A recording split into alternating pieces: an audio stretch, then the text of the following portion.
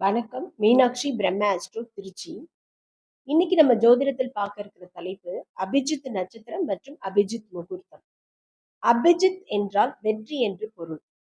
பண்டைய காலத்தில் அபிஜித் நட்சத்திரத்தோடு சேர்த்து 28 நட்சத்திரங்கள் பயன்பாட்டில் இருந்ததாக வரலாறு.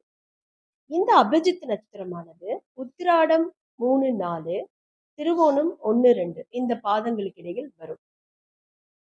மகாபாரத போரின் போது சகாதேவன் கௌரவர்களுக்கு இந்த நட்சத்திர நேரத்தில் போர் தொடங்கினால் வெற்றி பெறலாம் என்று குறித்து கொடுத்தார்.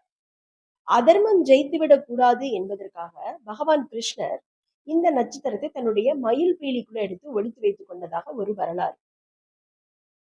மகாபாரத போர் முடிந்து பாண்டவர்கள் வெற்றி பெற்ற பின்னரும் இந்த நட்சத்திரம் முழுமையான பயன்பாட்டுக்கு வரல.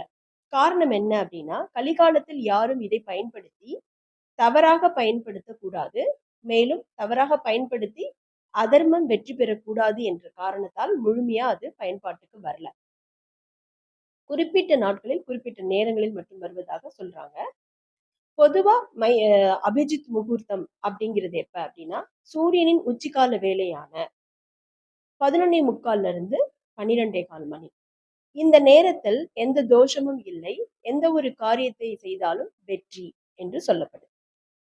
இதுதான் அபிஜித் நட்சத்திரம் மற்றும் முகூர்த்தத்தை பற்றிய தகவல். நன்றி.